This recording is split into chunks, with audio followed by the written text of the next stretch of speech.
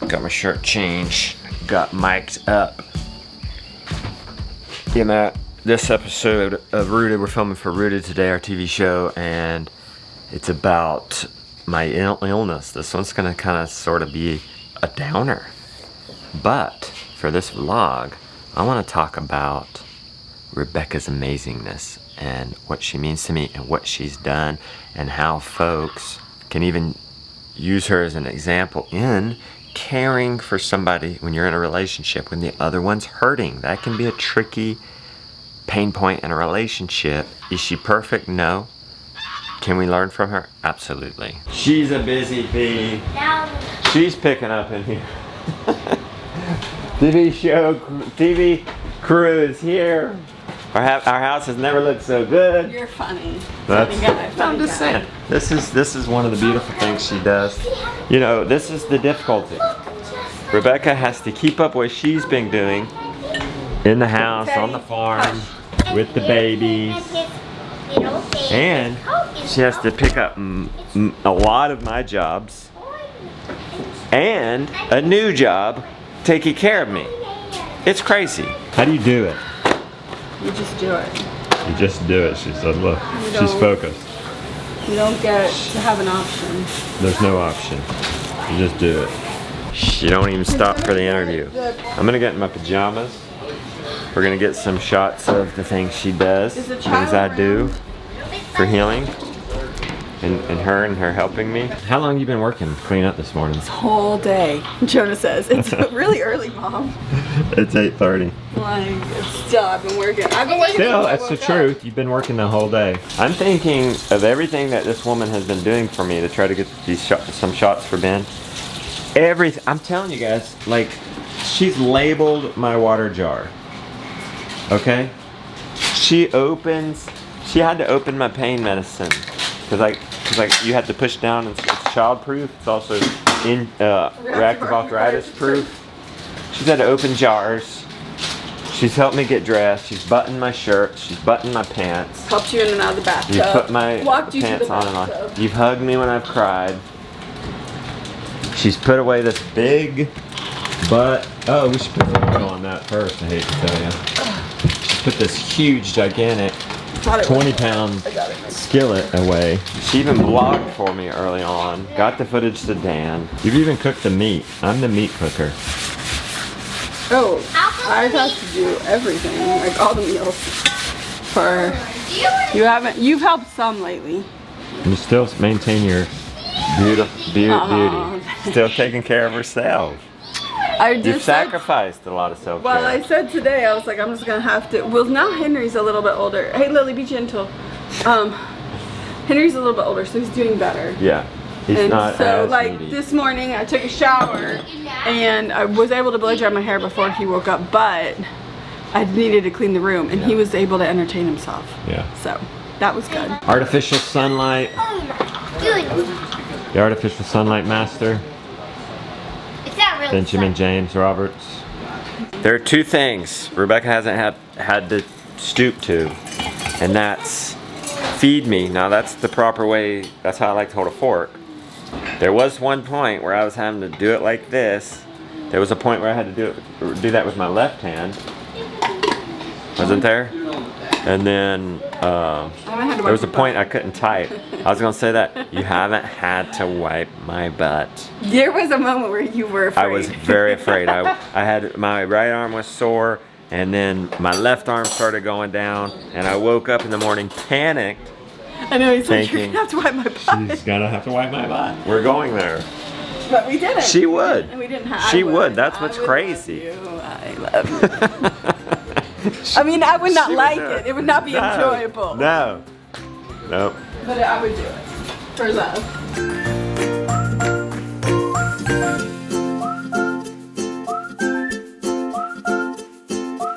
Let's do a shot list of all the things my lovely does. She helps me get dressed. She helps me walk, take medicine, get stuff,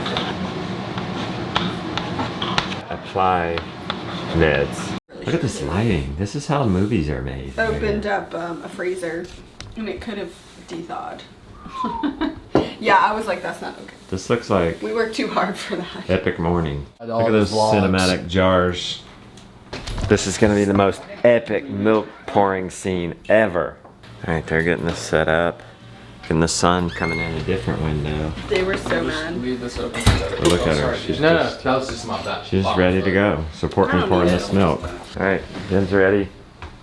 Wait, I need to put in the filter. Rebecca, you make my lassi every night, which is like a yogurt, banana, Smoothie. it's a smoothie. Yeah. Yogurt. It's an Indian smoothie. So that's my. Teddy. These are things we won't even capture. We do doctor's appointments. Yes, you manage all my doctor's appointments.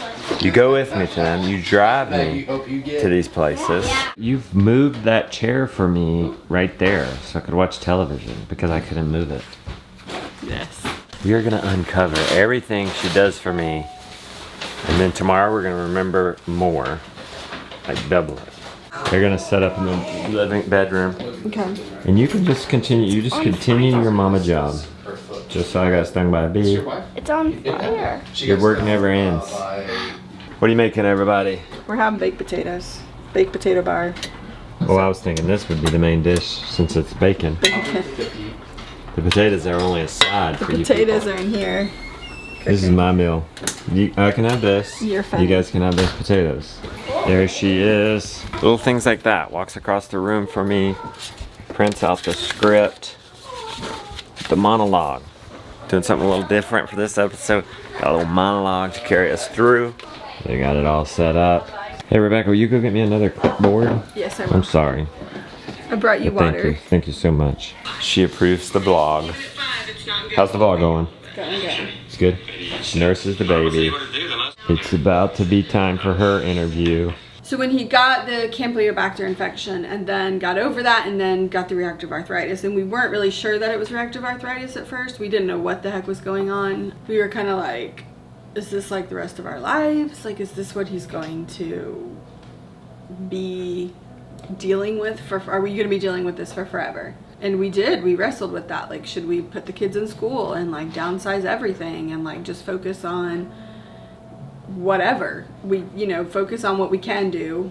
And I think that, yeah, I mean, in reality, if this was like a life sentence, which it's not, things would change drastically for us. You'd have to, I mean, I don't know. I mean, our boys are getting older. They want to do it. They want to do these things. So it's hard because we probably would downsize some.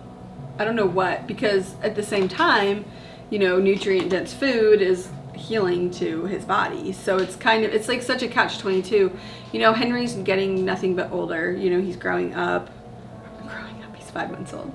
But I know the progression, like, cause now having a 13-year-old, I'm like, okay, like they do eventually become independent from me. They no longer need me to get them water. They and that's the other thing, our older kids are really helpful with Henry. If it was something that we really wanted to continue producing, like say raw milk, it would be something where I could leave Henry with an older child and then I could go do the things that Justin used to do but could no longer do. But no, we've wrestled with it. Like, we've wrestled with it all. Like, what? I think we're like 8 weeks in-ish. Probably about 3 weeks in, I was like, what the heck? How are we gonna do this? How can we do this? We might have to, change course of direction that we never saw coming. We were definitely sideswiped by this. What does that look like? Does that look like you guys being put into school? Does that look like downsizing animals? I don't know. It's hard. And I think though we sat down and had a real hard talk with the kids about it. And they were obviously not wanting to go that route. We spend a lot of time together, and Jess and I went to school, so we know what it's like. So we, like, you're in different grade, because like they're like, well, I'll go if I can be with my siblings. That's not how it works. And explained it kind of to them, and they were just like, no, like, what can we do to keep not have to do that? And not that we like shame them into doing this, but it was kind of like, it's nothing you've done wrong or that we've done wrong. It's just sometimes you can't keep living the life that you thought you were going to live because things change. And if, you know, that being Justin's health changed so drastically that we needed to change courses, then we would.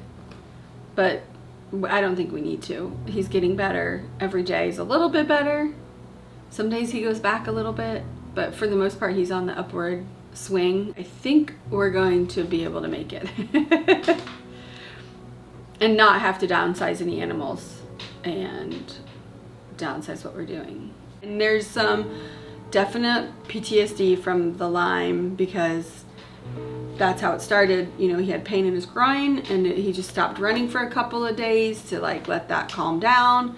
And I'll never forget, like I was sitting on the couch right here and he came back. He went and tried to go running again. He came back and he was like, no, I need a little bit longer. And it just never went away. So I think that lingering thought of like, it's never gonna go away.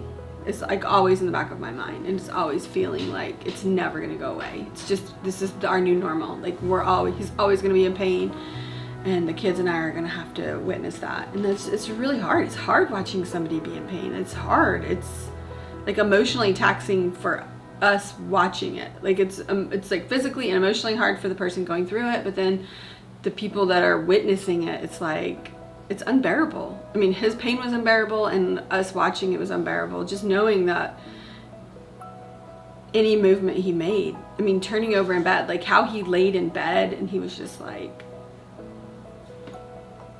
this is terrible. What do you think, Ben? You think you got the interview? I think I'm gonna call it. I think that was excellent. That's a wrap. Yeah. Day one. Day one. Work-lifestyle balance here, going down from 12 hours to 10-hour days. How do you think you got it done? Were we more efficient? Way more efficient. Yeah. Your interview, for example, it was just like good stuff. Good. Maybe we're getting better after 10. What are we on? 9? This is the 9th. That's the other thing. It's 9 Yeah. episodes in. We kind of are. We're all in the grooving stride, together yeah. better. Yep. I think we should cut. Let's cut.